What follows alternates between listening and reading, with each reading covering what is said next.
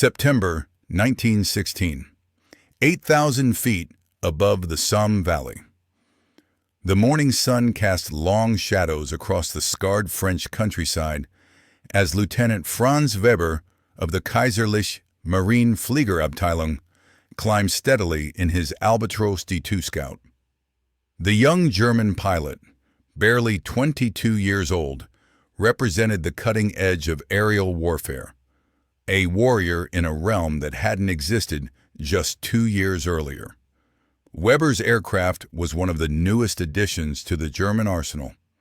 The Albatros D2, with its sleek plywood fuselage and distinctive V-strut wing configuration, could reach speeds approaching 110 miles per hour.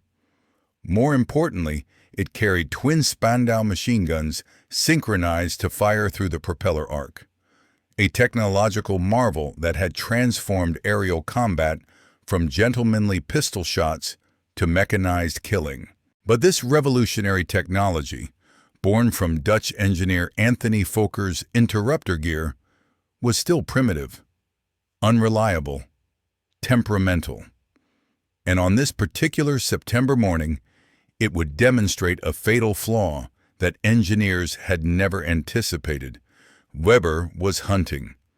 British reconnaissance aircraft had been photographing German positions for 3 days, directing devastating artillery fire onto troops who had no protection from eyes in the sky. The German High Command had issued explicit orders: stop the British spotters at any cost. The young pilot scanned the horizon, his leather-gloved hands steady on the control stick. Below him, the trenches of the Western Front stretched like infected veins across the landscape. Shell craters pockmarked the earth in overlapping circles of destruction. The Somme offensive, now in its 3rd month, had transformed pastoral farmland into a moonscape of mud and death. Then he saw them, 3 British BE-2C reconnaissance aircraft flying in loose formation at 6,000 feet, their distinctive squared-off fuselages unmistakable against the morning clouds. The BE-2C was laughably obsolete, a stable photography platform but utterly defenseless in combat. British pilots called them Fokker fodder. German pilots called them gifts. Weber's pulse quickened. 3 confirmed victories would make him an ace, a status that carried immense prestige in the German military. More importantly, it would mean a week's leave in Berlin, away from the mud, the lice, and the constant gnawing fear that accompanied every flight. He pushed the Albatros into a shallow dive, building speed. The Mercedes D, 3-engine, a 6-cylinder inline producing 160 horsepower, responded beautifully. The wind screamed past his open cockpit. The gun sight, a simple ring with a central post, centered on the rearmost British aircraft. At 200 yards, Weber squeezed the triggers. Both Spandau guns roared to life, their synchronized mechanism allowing bullets to pass safely between the spinning propeller blades at 400 rounds per minute. Tracer rounds arced toward the British aircraft, a deadly stream of fire that nothing. The British aircraft flew serenely onward, apparently untouched. Weber cursed. Misalignment. The guns were firing true, but the convergence was off. His armorer, Feldwebel Klaus Richter, had promised the weapons were properly bore-sighted. Another empty promise from the overworked ground crews. He pulled up, climbing to regain altitude advantage. The British formation, finally aware of the threat, began a gentle turn toward their own lines. The BE-2C's maximum speed of 72 miles per hour meant escape was impossible, but they could try to make it difficult. Weber positioned himself again, this time closer, 150 yards, point-blank range in aerial combat. At this distance, even poorly aligned guns would strike something vital. He dove again, steeper this time, building more speed. The Albatros shuddered slightly as it approached 130 miles per hour, faster than the designers had intended. His finger found the triggers. Both guns hammered. The recoil vibrated through the entire airframe. Brass shell casings ejected in a golden stream, tumbling away in his slipstream. The distinctive smell of cordite filled the cockpit. Acrid, chemical, intoxicating. The British aircraft's rudder shredded under the concentrated fire. Fabric tore away in strips. The BE-2C began a slow, uncontrolled descent, trailing smoke. Weber's first victory.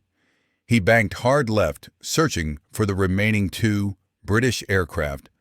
There, one was attempting to flee while the other, incredibly, was trying to position its observer's Lewis gun for a shot. The British observer, standing in the front cockpit with his flexibly mounted machine gun, fired a long burst that went wide by 50 yards. Weber smiled grimly. The synchronized forward-firing guns gave him an insurmountable advantage. The British observer could only fire in limited arcs, constantly fighting wind and vibration.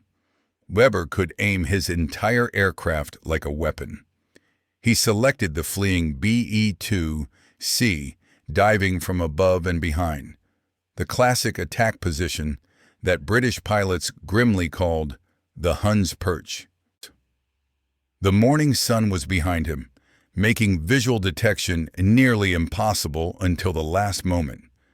At 100 yards, he fired again. This time, the convergence was perfect.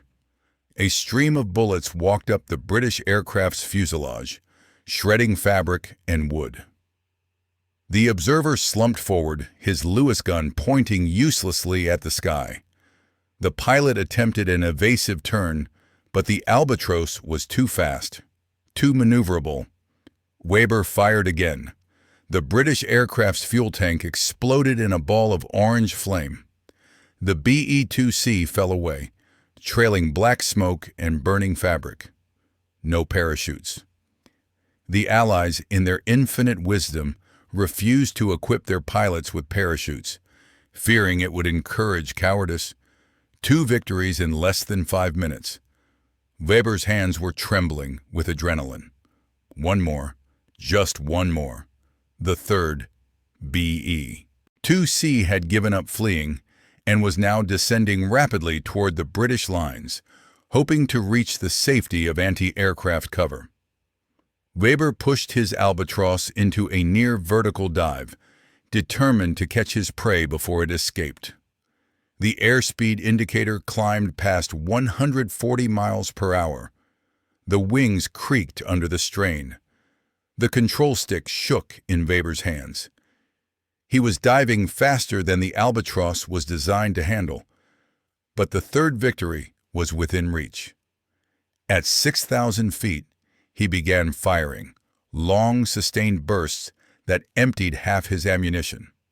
The British aircraft staggered under the impacts, losing pieces of its tail assembly. But it kept flying, kept descending, now only 4,000 feet above the ground. Weber followed, his dive angle approaching 60 degrees. The Albatros was screaming now, the wind noise overwhelming even the engine roar. At this speed, at this angle, the laws of physics were preparing to teach the young German pilot a lesson that would enter aviation history. He fired again. Both guns hammered out another burst. Tracer rounds arced downward toward the British aircraft, which was now barely 3,000 feet above the trenches. And then it happened. The bullets, fired forward from a diving aircraft at extreme speed, followed a ballistic trajectory. They left the gun barrels at approximately 2,800 feet per second, their muzzle velocity. But the Albatros itself was traveling at 150 miles per hour, roughly 220 feet per second in a steep downward dive.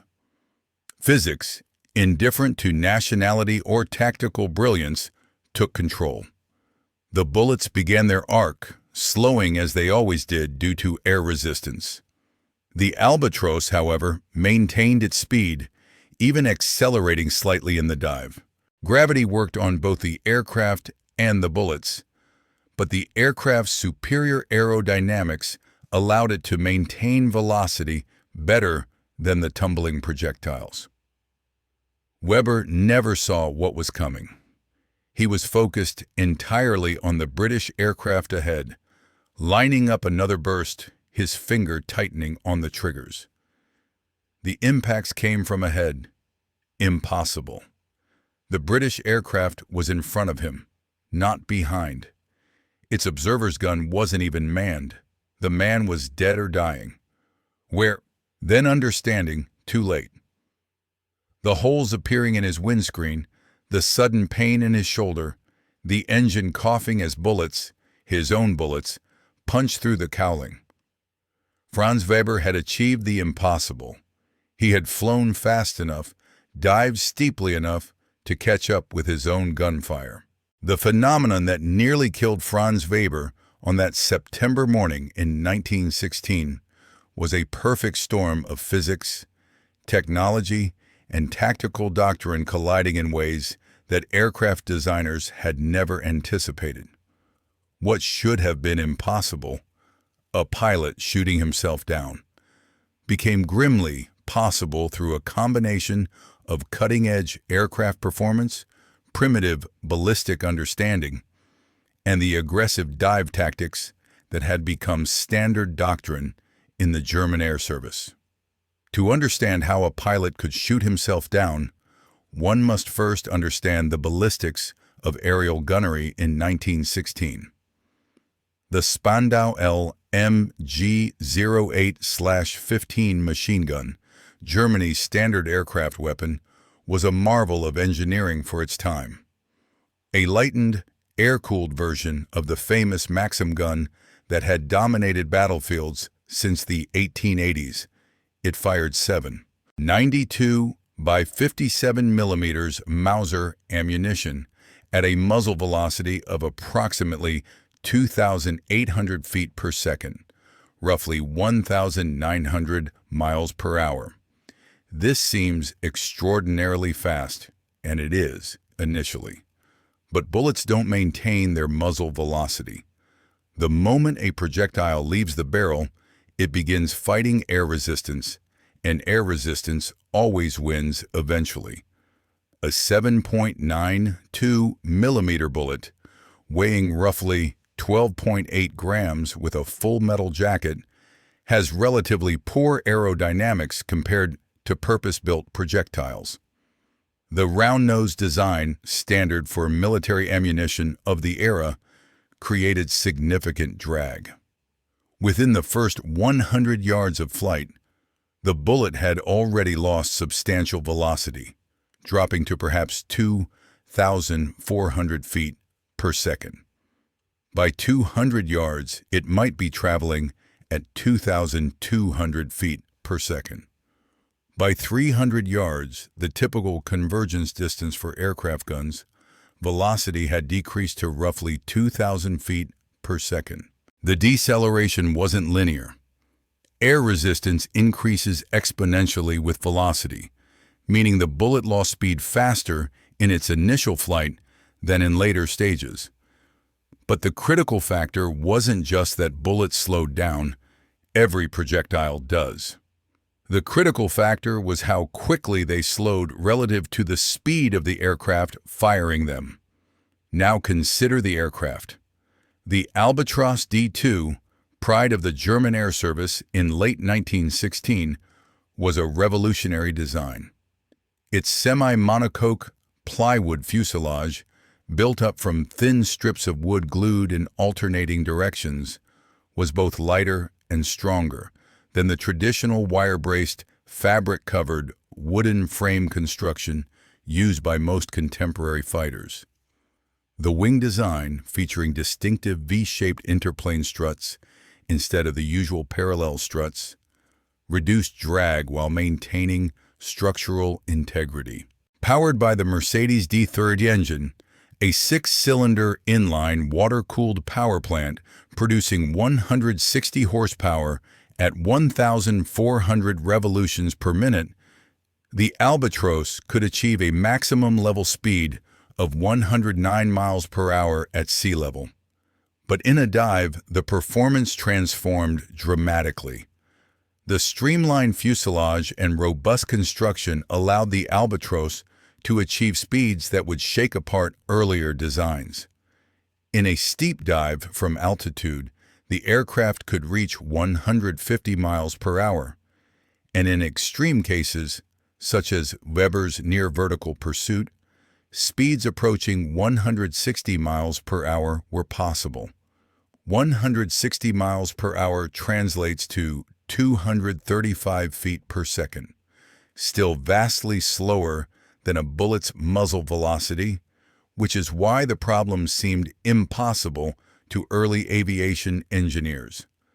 But the relationship between aircraft velocity and bullet trajectory wasn't simple subtraction. Multiple factors created the conditions for disaster. The critical element was the dive angle. In level flight, this scenario was impossible. The bullet would always be moving away from the aircraft faster than the aircraft could possibly fly, even accounting for deceleration. A bullet leaving the gun at 2,800 feet per second, even after slowing to 2,000 feet per second at 300 yards, was still moving roughly 8 times faster than the aircraft's maximum speed. The aircraft could never catch it. But in a dive, particularly a steep dive approaching 60 or 70 degrees, the relationship between aircraft velocity and bullet trajectory changed dramatically. The bullet followed a ballistic arc affected by both its initial velocity vector and gravity. The aircraft, however, was accelerating downward under both engine power and gravitational pull, following a much steeper trajectory. Imagine the geometry. A bullet fired horizontally from a stationary platform begins dropping immediately due to gravity, following a curved path. A bullet fired from a diving aircraft starts with a downward velocity component matching the aircraft's dive angle. If the aircraft is diving at 60 degrees and traveling at 235 feet per second, the bullet inherits that entire velocity vector at the moment it leaves the barrel. But here's where physics became treacherous. The aircraft maintained its velocity, even increased it as the dive steepened, and gravity added to engine thrust. The bullet, however, was fighting air resistance from the moment it left the barrel. In the thin air at 8,000 feet, where Weber began his dive, air resistance was lower than at sea level, but it was still significant. And as the dive continued downward into denser air, that resistance increased. The bullet's horizontal velocity component, the part moving it forward away from the aircraft, decreased rapidly. But its vertical velocity component, accelerated by gravity just like the aircraft itself, decreased more slowly. The bullet was falling and slowing down. The aircraft was falling and maintaining speed, or even accelerating. Major Ernst Hergert, a German aviation engineer attached to the Inspection der Fliegertruppen, investigated several incidents of unexplained damage to diving aircraft in late 1916. Hergert was a rare breed in the early aviation world, a trained physicist who understood both engineering and aerodynamics. Before the war, he had worked at the Göttingen Aerodynamics Laboratory under Ludwig Prandtl, the father of modern aerodynamics. When mysterious damage patterns began appearing on high-performance fighters, Hergert was the obvious choice to investigate. His report, filed in November 1916 and later captured by British intelligence during the 1918 advance, outlined the problem with mathematical precision. The document, now housed in the Imperial War Museum in London, runs to 43 pages of calculations, diagrams, and witness testimony.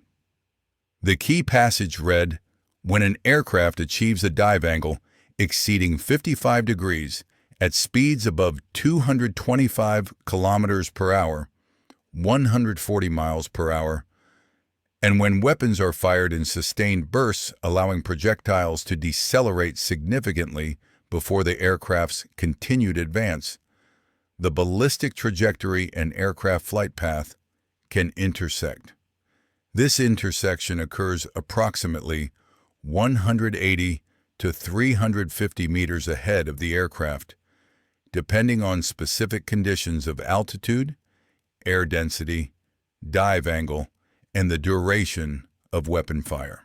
Hergert's report included detailed calculations showing that the danger zone existed between 200 and 400 meters ahead of a diving aircraft under specific conditions.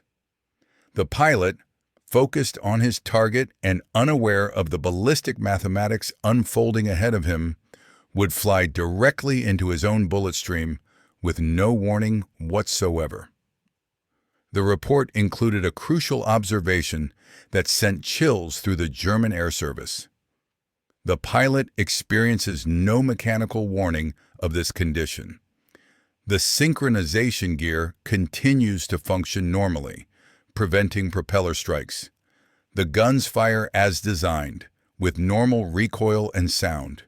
The aircraft handling remains normal until impact occurs. But the aircraft's extreme forward velocity in a dive, combined with the projectile's rapid deceleration in the denser air of lower altitudes, creates a scenario where the aircraft effectively flies through its own bullet stream. The first indication the pilot receives is the impact of his own ammunition against his aircraft. Herger's analysis went further, identifying which aircraft types were most susceptible. The Albatros D2 topped the list precisely because of its excellent dive characteristics. Unlike earlier scouts like the Fokker-Eindecker or Halberstadt D2, which would shake themselves to pieces at high speeds, the Albatros's plywood fuselage construction and robust wing design allowed it to achieve dangerous velocities in steep dives. The aircraft's very success, its ability to dive faster and steeper than anything else in the sky, created conditions its designers had never anticipated when drawing up the original specifications in early 1916.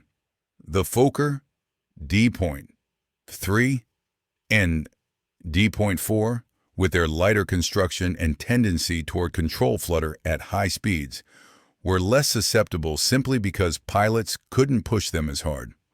The French PADS.7, with similar high-speed dive capabilities to the Albatros, was equally vulnerable, though French pilots had independently discovered the problem and modified their tactics accordingly. The British Sopwith Pup, despite being an excellent fighter, was actually less vulnerable due to its lower maximum dive speed. The lightweight biplane simply couldn't accelerate fast enough in a dive to catch its own bullets under normal circumstances. However, the Royal Flying Corps still documented several suspicious incidents where pups returned with unexplained damage after aggressive dive attacks. Weber's case was not unique. It was simply the most thoroughly documented. By the end of 1916, German intelligence had compiled reports on at least 7 confirmed incidents of aircraft apparently shooting themselves, though several were initially attributed to other causes. The pattern only became clear when Hergert began his systematic investigation. The first documented case occurred in July 1916, involving Lieutenant Hans Müller of Jagdstaffel 12, one of the newly formed specialized fighter squadrons. Müller, a former artillery officer with a mathematical mind, had attacked a British observation balloon, one of the most dangerous missions in aerial warfare, as balloons were heavily defended by ground fire. Müller dove on the balloon from 10,000 feet in his Albatros D1, the earlier version of Weber's D2, firing continuously as he plummeted earthward at extreme speed. He destroyed the balloon, but during his pullout, experienced severe control problems. The Albatros handled sluggishly, responding poorly to control inputs. Müller nursed the aircraft back to his field at Bertencourt, where his mechanic discovered multiple bullet holes in the tail assembly, 7 distinct impacts that had damaged the elevator control cables and punctured the rudder fabric. Müller had assumed the damage came from a British aircraft he hadn't seen, probably attacking from above during his balloon run. But his wingman, flying close escort, insisted no British aircraft had been anywhere near Müller's Albatros. The mystery remained unsolved until Hergert's investigation, when Müller reviewed his combat report and realized he'd been firing continuously during a near-vertical dive at speeds he estimated exceeded 160 kilometers per hour. He had shot his own tail assembly. Hauptmann Wilhelm Frankel of Jagdstaffel 4, a Bavarian with 14 victories to his credit, had an even closer call in August 1916. Frankel, attacking a British two-seater over Arras, had fired a long burst during an aggressive dive attack. He felt the aircraft shudder violently and assumed he'd taken a hit from the British observer's Lewis gun. Post-flight inspection revealed that part of his rudder had been shot away, not torn away by airflow, but clearly severed by bullets. Frankel had been diving at approximately 65 degrees, firing continuously for nearly 5 seconds, an eternity in aerial combat where most effective bursts lasted 2 seconds or less. His mechanic found the bullet holes and initially reported enemy action. But Frankel's observer in a nearby aircraft reported no British fire, and the damage pattern was strange. The bullets had struck from ahead and above, an impossible angle for the British gunner given the relative positions of the aircraft. When Hergert examined the damaged rudder, preserved at Frankel's request, he confirmed the caliber matched German 7.92 mm Spandau ammunition, not British .303. Frankel had shot away part of his own rudder, weakening the structure just enough that aerodynamic loads tore away additional fabric and framework. He'd been extraordinarily lucky that the damage hadn't caused a complete control failure during his high-speed dive. But the most tragic case was Vizefeldwebel Otto Hartmann, a 24-year-old former mechanic who had worked his way up to pilot status through sheer determination. Hartmann had 11 confirmed victories and was popular among his squadron mates in Jagdstaffel 28 for his technical knowledge and willingness to help younger pilots understand their aircraft. On October 17, 1916, Hartmann attacked a formation of British EFE-2B pusher aircraft, obsolete two-seaters, that were easy prey for the nimble Albatros fighters.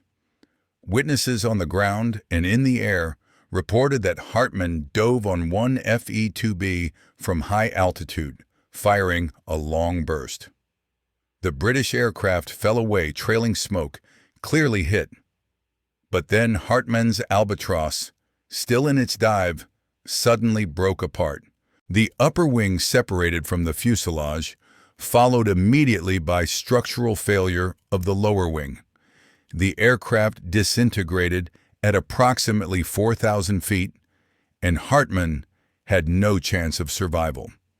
The official accident report blamed structural failure due to excessive dive speed, a common enough occurrence that no one questioned it. Albatros aircraft, while strong, had limits. pushed them too hard and they came apart. Hartmann was posthumously criticized for recklessness, and his death was used as a training example of the dangers of over-aggressive diving attacks. But when Hergert's team examined the wreckage, stored at a depot near Cologne, they made a disturbing discovery. The wing spars, the main structural members that gave the wing its strength, showed bullet damage. Not impact damage from the crash, but penetration damage from high-velocity projectiles. The seventh. 92-millimeter holes were in locations that significantly weakened the structure, and the pattern suggested the bullets had come from ahead of the aircraft, striking the leading edges of the wing spars. Herger's conclusion was devastating. Hartmann had fired such a sustained burst during his dive that he'd flown through his own bullet stream and struck his own wings. The damage weakened the structure just enough that when Hartmann began his pullout, applying several Gs of force to the wings, they failed catastrophically. Otto Hartmann hadn't died from recklessness. He died from a phenomenon that no one understood yet. The revelation sent shockwaves through Jagdstaffel 28. Several of Hartmann's squadron mates admitted they'd experienced similar unexplained damage during aggressive diving attacks. One pilot, Lieutenant Karl Menkoff, produced photographs of his Albatros showing 4 bullet holes in the engine cowling that had appeared during a dive attack where he'd seen no enemy aircraft anywhere near him. He'd assumed the British gunner had gotten off a lucky shot. Now, studying Hergert's report, he realized he'd shot his own engine cowling. The French, always meticulous record keepers, had independently documented 13 separate incidents of what they termed auto-engagement, self-inflicted damage, between July 1916 and March 1917. The French analysis, conducted by Captain Marcel Hagelin of the Service Aéronautique, reached conclusions nearly identical to Hergert's, though the French report included more detailed witness testimony from pilots who had experienced the phenomenon and survived. One French pilot, Sous-Lieutenant Georges Madon, who would eventually become an ace with 41 victories, described his experience in vivid detail. "I dove on a German two-seater from perhaps 3,000 meters, firing continuously as I descended. My SPAD was in a very steep dive, perhaps 70 degrees, and I was traveling faster than I had ever flown before. The speed was exhilarating, terrifying. I continued firing, watching my tracers arc toward the German aircraft. Then suddenly, my windscreen shattered. I felt impacts along my wings, heard the distinctive sound of bullets striking metal. I thought surely a German fighter had bounced me from above. But when I pulled out and looked around, the sky was empty except for the German two-seater, which was falling in flames. I was alone. It was only later, when my mechanic examined the damage and found German bullets, our own ammunition, that I understood what had happened. I had shot myself. The realization was more frightening than any German pilot I ever faced. The British Royal Flying Corps, initially skeptical of the reports, conducted their own investigation after several suspicious incidents. One particularly unfortunate RFC pilot, Second Lieutenant James Hargreaves, flying a Sopwith Pup, managed to shoot away 3 inches of his own propeller tip despite the synchronization gear working perfectly. Hargreaves had been firing during an extremely steep dive while chasing a German two-seater over Cambrai. The propeller, spinning at approximately 1,200 revolutions per minute, was traveling through space at the tips at roughly 400 feet per second, fast enough that when Hargreaves flew through his own decelerating bullet stream, The propeller actually struck several bullets, shearing off part of the wooden blade. The damaged propeller, severely out of balance, nearly shook the engine from its mounts before Hargreaves managed to shut it down and glide to a crash landing behind British lines. The propeller was sent to the Royal Aircraft Factory at Farnborough for analysis, where engineers confirmed that the damage was caused by striking objects while rotating, not by direct gunfire. The synchronization gear had prevented Hargreaves from shooting his propeller directly, but couldn't prevent the propeller from flying into bullets that were hanging in the air ahead of the aircraft.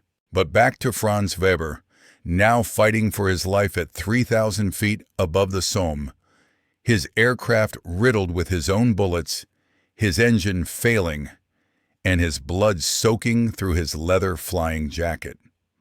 The first bullets that struck Weber's aircraft, his own bullets, fired seconds earlier, hit the engine cowling with the sound of hammers striking an anvil. The thin sheet metal cowling, designed to protect the engine from wind and debris, offered no resistance to 7.92 millimeter military ammunition, traveling at over 1,500 feet per second. The bullets punched through as if the metal didn't exist. One round struck the Mercedes D3 engine's number 3 cylinder head, a complex aluminum casting that housed the exhaust valves and spark plug.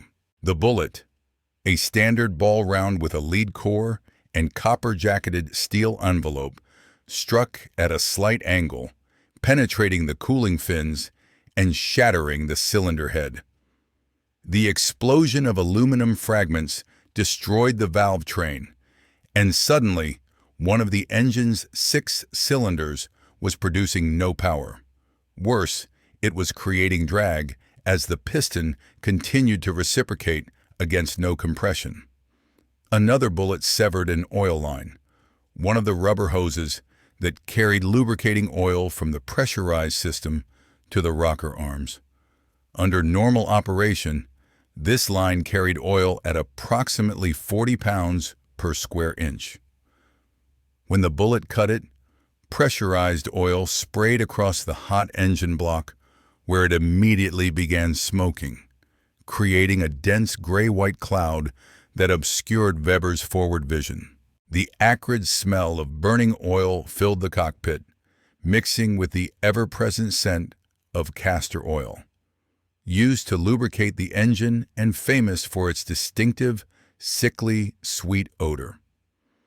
2 rounds struck the windscreen, the flat pane of glass that provided Weber's only protection from the 150-mile-per-hour wind blast.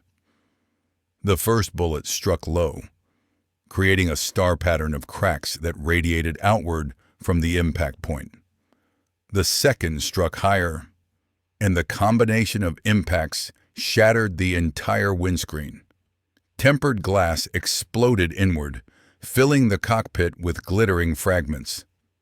Weber instinctively closed his eyes and turned his head, feeling dozens of tiny cuts open on his face and neck, where glass shards struck exposed skin. One bullet passed so close to Weber's head that it literally parted his hair, a phrase that sounds like exaggeration but was precisely accurate. The supersonic projectile created a shockwave, a cone of compressed air that pushed his hair aside and created a sensation like being slapped on the side of the head.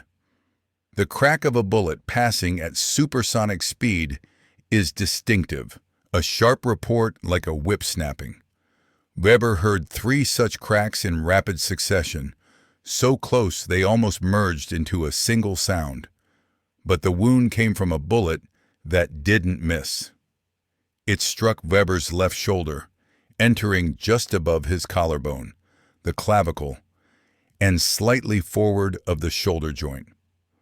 The bullet, traveling at perhaps 1,600 feet per second by the time it reached him, punched through his leather flying jacket, the wool sweater underneath, his cotton shirt, and into flesh and bone.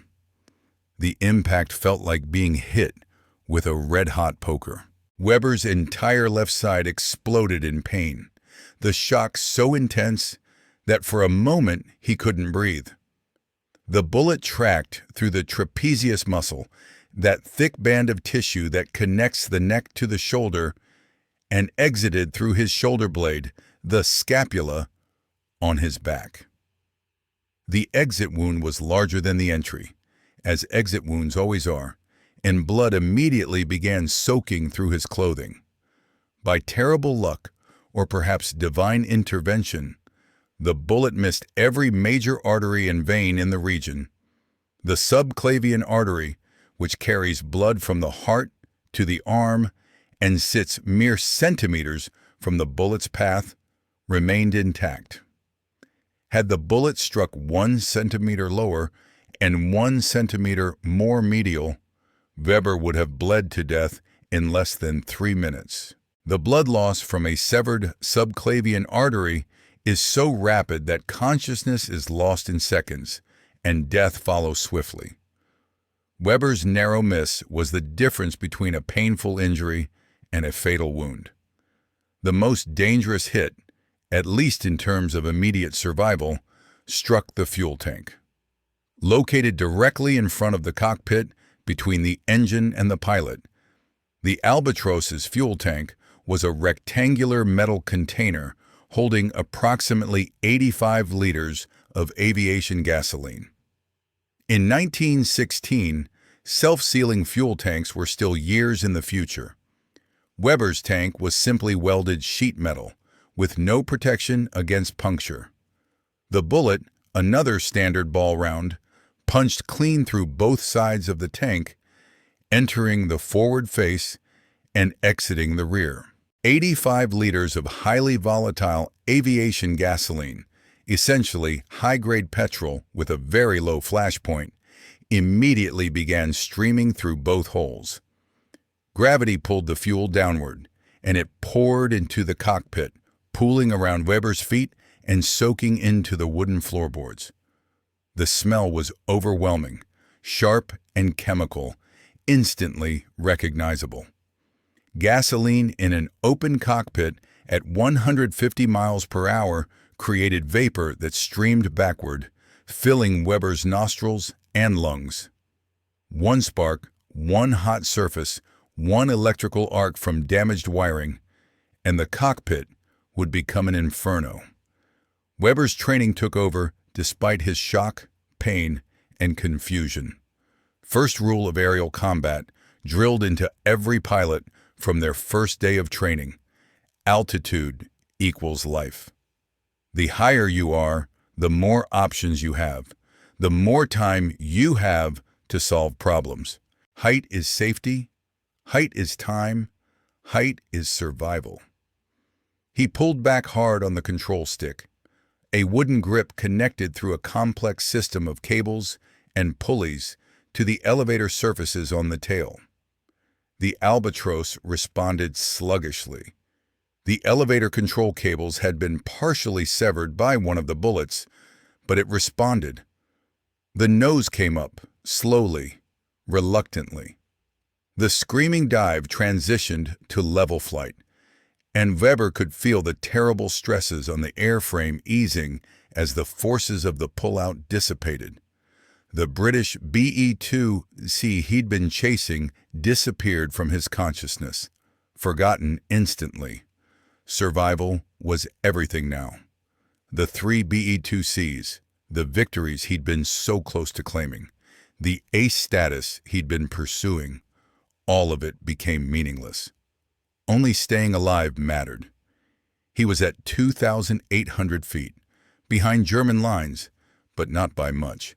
The front trenches, clearly visible below through the gaps in the oil smoke obscuring his windscreen, were perhaps 3 kilometers away.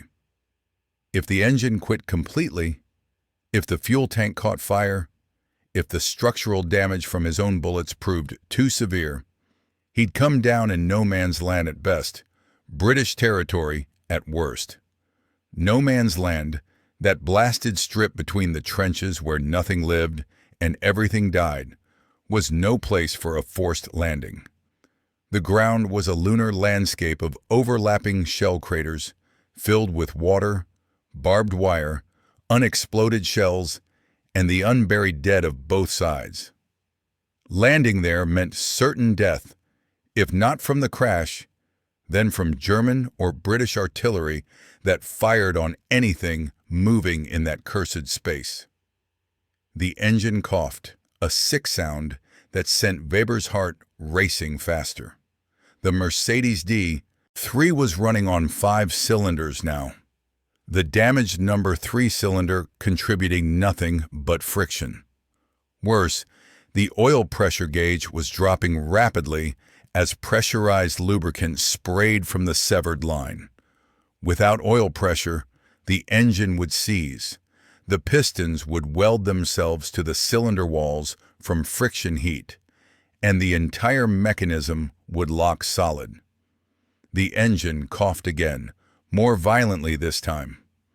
The propeller stuttered, the smooth disc of spinning wood becoming visible as individual blades as the rotation slowed. Weber's gloved hands gripped the control stick so tightly his fingers ached. He was at 2,400 feet now, losing altitude steadily as the damaged engine struggled to provide thrust. At 2,000 feet, the engine seized completely. The propeller stopped mid-rotation, frozen in place, 2 blades visible as a dark X against the sky. The sudden silence was more frightening than the engine noise had been.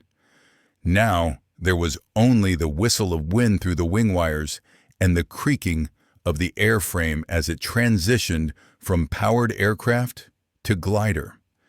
And the Albatros was a terrible glider. Weber was now piloting what amounted to an anvil with wings, a poorly designed, shot-up, fuel-leaking anvil. The aircraft's glide ratio, the relationship between forward distance traveled and altitude lost, was perhaps 8-to-1 under optimal conditions. With battle damage, a dead engine, adding drag, and control surfaces that responded poorly due to damaged cables, it was worse. Much worse. Weber estimated he had perhaps 2 minutes of controlled flight remaining before he was on the ground, one way or another. Below, the German trenches were visible, zigzag patterns cut into the earth, designed so that shell bursts or attacking infantry couldn't sweep the entire length. Troops moved like ants through the communication trenches that connected the front lines to the support positions. Artillery emplacements, their barrels pointing toward British lines, were camouflaged with netting and earth. Supply dumps, ammunition caches, field hospitals marked with red crosses, reserve positions, the entire infrastructure of trench warfare stretched for miles behind the front lines. And airfields. Weber desperately needed an airfield, or at least a clear space long enough to land an Albatros D2 without power. The landing speed was approximately 45 miles per hour, slow by flight standards, terrifyingly fast when contemplating putting an aircraft down on rough ground. At that speed, hitting any obstacle meant cartwheeling, and with fuel soaking the cockpit, cartwheeling meant fire. An Albatros needed perhaps 200 yards of reasonably flat ground to stop safely using brakes and drag. Anything less meant overshooting into whatever lay beyond, trees, buildings, ditches, anything that would destroy the aircraft and probably kill the pilot. His vision was starting to blur from blood loss. The shoulder wound, while not immediately fatal, was bleeding steadily. Blood soaked through his leather jacket, his wool sweater pooling in his lap. He could feel it, warm and sticky, running down his side. The human body contains approximately 5 liters of blood. Lose more than 2 liters, and shock sets in. Lose more than 3, and consciousness fades. Weber had no idea how much he'd lost, but the growing weakness in his limbs and the grayness creeping into the edges of his vision suggested it was significant. At 1,200 feet, he spotted Salvation, a cavalry exercise field about 6 kilometers behind the lines. Not an airfield, which would have been perfect with its cleared approaches and level surface, but close enough. The surface looked relatively smooth from altitude, just grass and earth, and the field was long enough. Probably, maybe, it would have to be. He aimed for it, nursing every meter of altitude, making the shallowest turns possible to bleed off excess speed while maximizing distance covered. The Albatros was wallowing now, flying at minimum speed on the ragged edge of a stall. The control stick shook in his hands. The buffeting that warned a stall was imminent. At 800 feet, Weber thought he might actually make it. The field was ahead, clear of obstacles, the surface looking smooth enough. At 500 feet, he was certain. He would make it to the field. He would survive this impossible situation. At 200 feet, he saw the fence, and everything changed once again. The crash site was swarming with German soldiers within minutes. A cavalry patrol had watched the entire landing, and medical orderlies were already running across the field with a stretcher. Weber, semi-conscious and in shock, was cut from the wreckage just as flames began to consume the fuel-soaked cockpit. His injuries were serious but not life-threatening. The shoulder wound, multiple lacerations from shattered windscreen glass, a concussion from the hard landing, and severe bruising across his torso from the safety harness. He was evacuated to a field hospital 3 miles behind the lines, where a French surgeon, a prisoner of war pressed into service treating German casualties, removed the bullet from his shoulder and declared him extraordinarily lucky. 1 centimeter lower, you'd have bled out in minutes, the French doctor told him through an interpreter. The subclavian artery. Touch it, you die. You should buy a lottery ticket, my friend. But Weber wasn't feeling lucky. The last thing he remembered clearly was firing at the British aircraft, and then impacts from ahead. His confused report to the medical staff about being attacked from the front while chasing an enemy aircraft was dismissed as concussion-induced confusion. It was only when Feldwebel Richter, his armorer, arrived at the hospital 3 days later that the truth began to emerge. Richter had examined the wrecked Albatros, or what remained after the fire. Herr Leutnant, the grizzled mechanic said, his weathered face troubled, "I need to ask you something strange. When you were hit, was there anyone else in the sky? Any other German aircraft?" Weber, his shoulder heavily bandaged and his arm in a sling, shook his head. "Only the British. 3 BE-2CS. I shot down 2 before..." He paused, the memory fragmented. "Before something hit me from the front. But that's impossible. The British aircraft was ahead of me, and its observer was dead." Richter sat heavily on the edge of the hospital cot. "Herr Leutnant, I've been maintaining aircraft for 3 years. I've seen bullet damage from British guns, French guns, Russian guns. I know what enemy fire looks like." He paused, choosing his words carefully. "The damage to your aircraft, the entry angles, the pattern of hits. Just say it, Klaus." "I think you shot yourself, sir." The silence stretched. Weber stared at the mechanic, certain he'd misheard. "That's insane. The synchronization gear was working perfectly, sir. I checked it myself before your flight. And if it had failed, you would have shot away your propeller and noticed immediately." Richter pulled out a small notebook, the kind mechanics used to track maintenance. I measured the entry angles of the bullet holes, sir. They're all coming from ahead and slightly above. And here's the strange part. The caliber matches our own Spandau rounds, not British .303 inches. Weber's mind raced. Some British aircraft carry captured German weapons. Not BE-2CS, sir. They carry Lewis guns, .303 caliber. And the brass I found in your wreckage. Richter produced a spent shell casing from his pocket. Has German factory markings. From the same ammunition batch I loaded into your guns that morning. The implications were staggering. Weber tried to reconstruct the engagement, the steep dive, the sustained fire, the extreme speed. "Gott im Himmel," he whispered. I was diving so steeply, so fast. At least 150 kilometers per hour in a 60-degree dive, based on witness testimony from the cavalry unit, Richter confirmed. The bullets slow down as they fly. The aircraft doesn't, not in a dive. You caught up to your own gunfire. The story spread through the German air service like wildfire, though initially it was dismissed as impossible. But Richter's evidence was compelling, and when Major Hergert began his investigation, similar cases emerged. Lieutenant Hans Müller of Jagdstaffel 12 had experienced control problems during a dive attack in August, later discovering bullet holes in his tail assembly that couldn't be explained by enemy action. He'd attributed it to a British aircraft he hadn't seen. Now, reviewing his combat report, he realized he'd been firing continuously during a near-vertical dive at extreme speed.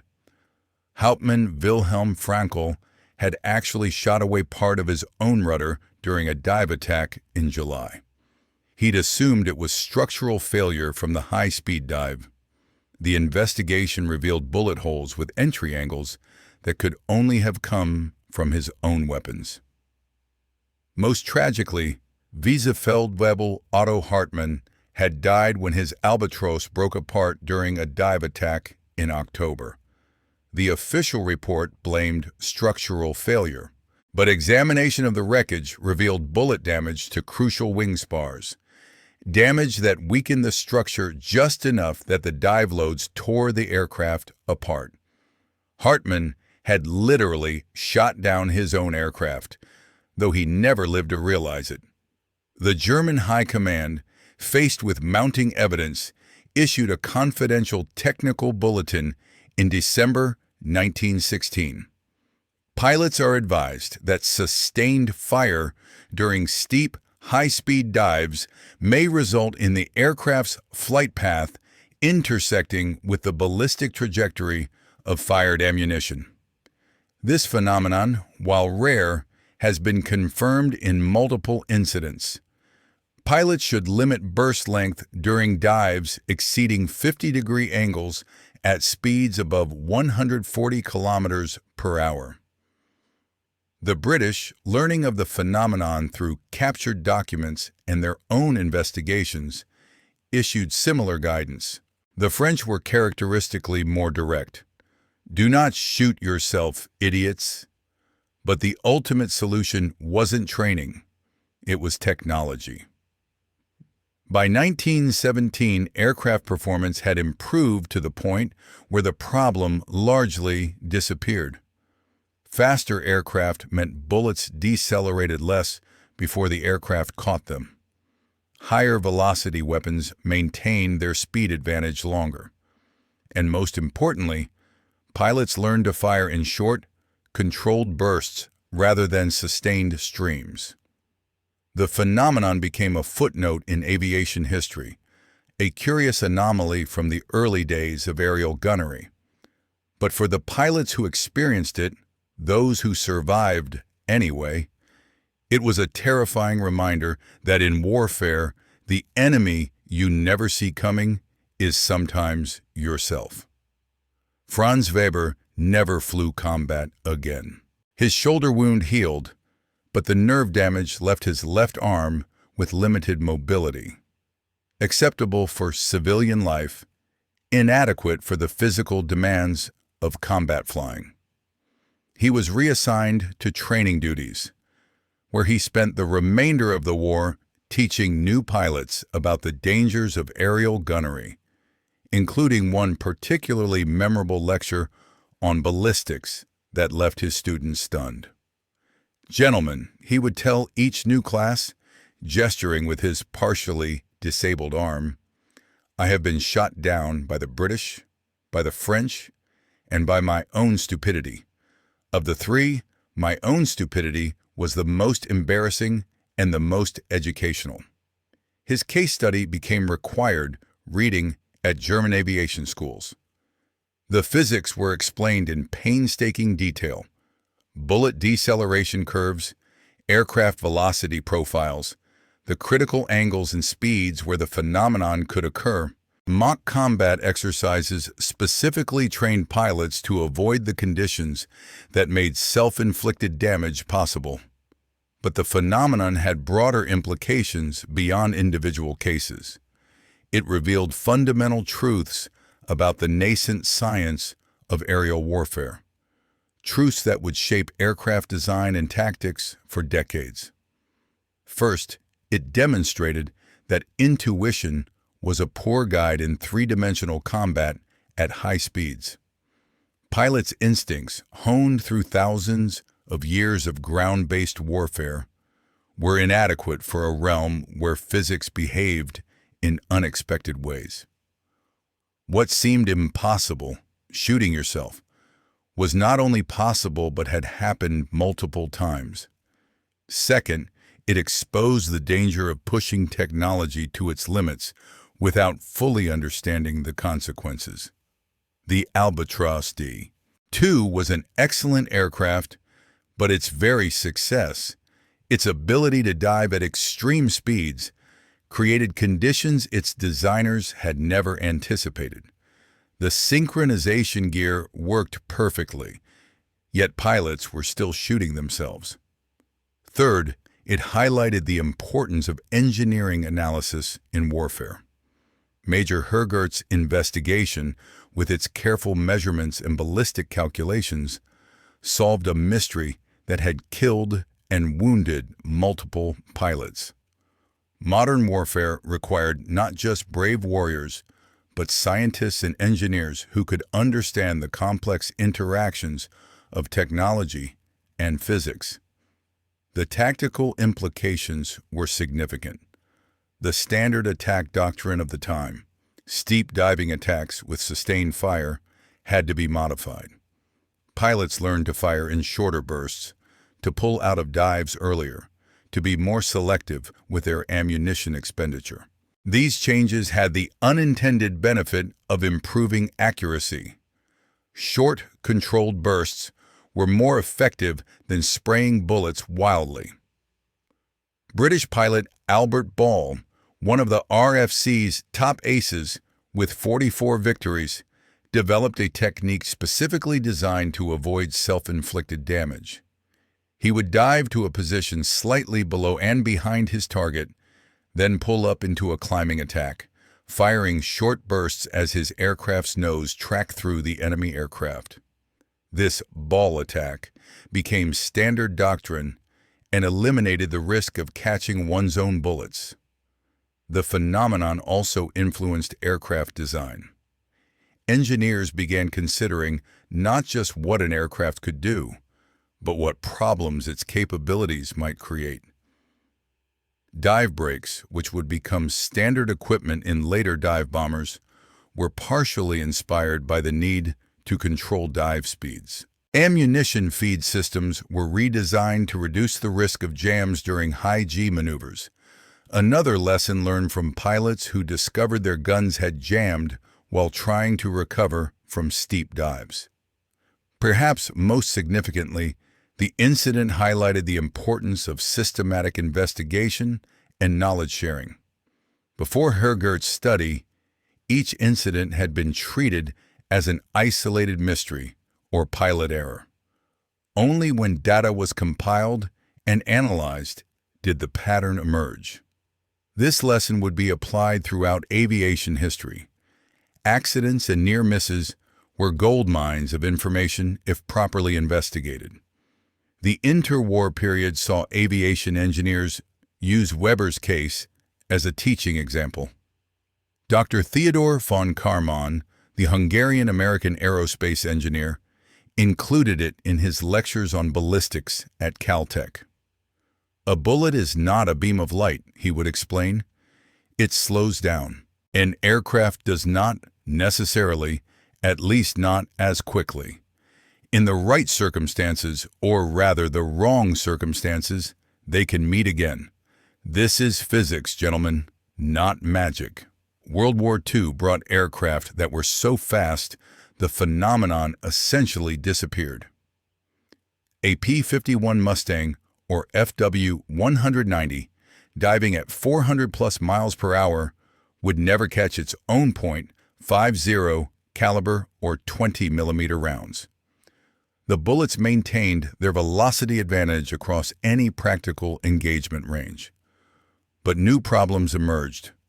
Compressibility effects at high speeds, the challenges of firing guns that generated enough recoil to slow the aircraft noticeably, the difficulty of aiming at targets moving at closing speeds of 600+ miles per hour. Yet Weber's story remained relevant. It became a cautionary tale about the unexpected consequences of pushing technology to new extremes. When jets arrived with their vastly higher speeds, engineers carefully calculated whether cannon shells could somehow loop back toward the firing aircraft under bizarre atmospheric conditions. When guided missiles replaced guns, analysts studied whether a missile's motor could fail at just the wrong moment, allowing the launching aircraft to catch it. In 1956, an F-11 Tiger pilot actually managed to shoot himself down with his own 20mm cannon shells under bizarre circumstances involving a supersonic dive, multiple ricochets off the water, and probability that defied calculation. The investigation report included a historical footnote about Franz Weber and the Albatros D-2, noting that 40 years and entirely different technology hadn't eliminated the fundamental problem. Aircraft were getting faster, weapons were getting better, and the intersection of the two created situations that seemed impossible until they happened. Weber himself lived until 1968, dying at age 74 in a comfortable apartment in Munich. He'd spent his post-war years as a civilian flight instructor, then retired to write his memoirs. The chapter about shooting himself down was titled "The Day I Became My Own Worst Enemy," and it remained the most popular section of the book. In his final interview, given to a German aviation magazine 6 months before his death, Weber reflected on his infamous incident. "People ask me if I was embarrassed. Of course I was. But more than embarrassed, I was fascinated. Here I was, a simple pilot, and I had discovered something about physics that the greatest engineers hadn't anticipated. My foolishness contributed to knowledge. Pilots who came after me were safer because I had been stupid enough to shoot myself. Do I wish it hadn't happened? Naturally. My shoulder aches when it rains, and I can't raise my left arm above my head anymore. But would I trade the experience? Never. How many men can say they shot themselves down and live to tell about it? I am probably unique in aviation history, and while I would have preferred to be unique for something more heroic, I'll take what I can get." The final line of his memoirs remains a favorite quote among aviation historians. "In war, the enemy you must fear most is not always the one shooting at you from the other side. Sometimes it's the one staring back at you from the mirror." The wreckage of Weber's Albatros D-2 was lost to history, probably scrapped for metal during Germany's resource-starved final years of World War I. But a detailed scale model, built from Feldwebel Richter's measurements and photographs, sits in the Deutsches Museum in Munich. A small placard tells the story of Lieutenant Franz Weber, the pilot who achieved the impossible by shooting himself down. Next to the model is a display case containing the bullet that was removed from Weber's shoulder, mounted on velvet like a piece of jewelry.